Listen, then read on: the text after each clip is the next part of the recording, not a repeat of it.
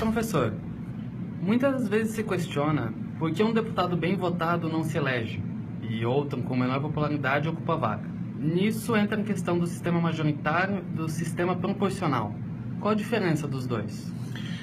O majoritário, ele pode eventualmente, numa situação estranha, rara, mas pode acontecer, ele refletir o voto de uma maioria expressiva. Mas geralmente é só uma maioria. Por exemplo, nós temos agora a possibilidade de votar em 2 senadores, em 2 candidatos ao Senado. Se nós tivéssemos neste momento 20 candidatos ao Senado, era perfeitamente possível que os 2 eleitos tivessem juntos menos de 10% ou menos de 15% dos votos válidos. Por quê? Porque o majoritário, aqueles 2 que tiverem mais quantidade de votos, vão ser eleitos. O sistema proporcional faz com que uma corrente de pensamento representada por um conjunto de ideologias de um determinado partido político ou de um setor da sociedade acabe conseguindo sufragar, juntar uma quantidade de votos e fazendo uma cadeira, 2 cadeiras, 3 cadeiras, ao ponto que pode nesta terceira cadeira ter alguém eleito com, digamos, 20 mil votos e um outro partido deixar do lado de fora um candidato que mereceu 90 mil votos, mas que pelo proporcional, pela quantidade de votos sufragados ao partido, não foi suficiente para atingir uma cadeira. Nós temos um coeficiente eleitoral que é a quantidade de votos válidos dividido pela quantidade de cadeiras em disputa.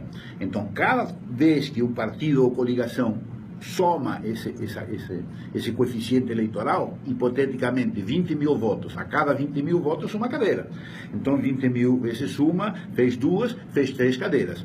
E aí depois sobram umas 3 cadeiras. Então você vê qual é a média dos partidos e o que tem a maior média vai levar uma das cadeiras que sobrou, aí faz a média de novo, o que tem a maior média vai levar a segunda cadeira e assim por diante. Mas no final do resultado, o partido que representa, vamos dizer, a democracia cristã, ou a social-democracia, ele fez 32% dos votos, e lá vai ter 32% das cadeiras. Por quê? Porque você precisa construir no legislativo o espelho da sociedade. Então, se a sociedade é 28% trabalhista, no legislativo você vai ter 28% de trabalhistas. Se é liberal, 36%, lá você terá 36% de candidatos que foram eleitos pela ideologia liberal. Se trata disso, porque é a Câmara de Representantes. Então, ela tem que representar proporcionalmente a sociedade na proporção que ela realmente, você tem que produzir o espelho da sociedade. Quer dizer, o Congresso, ele tem que ser, notadamente a Câmara de Representantes, porque o Congresso é a soma das 2 câmaras. O Congresso, ele tem que ser, obrigatoriamente, uma nação, o eleitorado, a cidadania reduzida em miniatura, porque pela complexidade dos temas e pela densidade demográfica, 230 milhões de habitantes, nós precisamos de reuniões mais periódicas de legisladores, de representantes do povo. Nós não podemos fazer isso periodicamente, a população se reunir ao redor da fogueira, ou como faziam na Grécia, na Ágora, se reuniam todos os cidadãos, discutiam seus temas e votavam. Nós não podemos. Episodicamente, nós temos o exercício da democracia, que são as eleições, depois o plebiscito, o referendo e iniciativa popular. Isso que nós podemos de matéria de democracia direta. O resto, nós delegamos a função a alguém que vai fazer as vezes de sociedade. Mas tem um outro exemplo de sociedade que também é importante que as pessoas saibam e levem em conta, que é o Tribunal do Júri.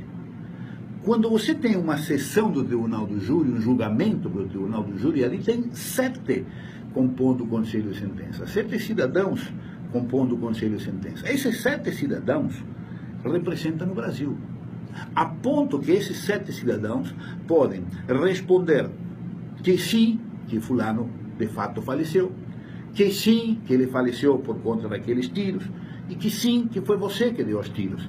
E na próxima pergunta, que será se o conselho de sentença absolve ou condena o acusado, eles podem responder que sim, que absolve. Por quê? Porque a soberania que representam aqueles 7 membros do conselho de sentença lhes permite isso. Uma sociedade pode se reunir ao redor da fogueira, expor seus problemas e, através de uma democracia direta, votar, inclusive contrariando a própria norma e as evidências. Então isto é possível e acontece.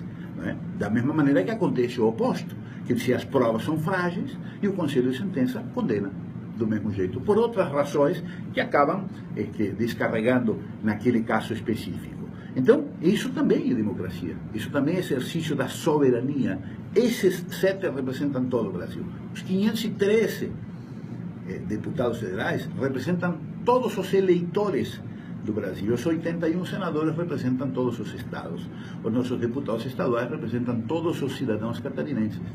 E é assim que funciona. E ele deve ser, eu gosto mais, se fala em voto distrital e essas coisas e todas.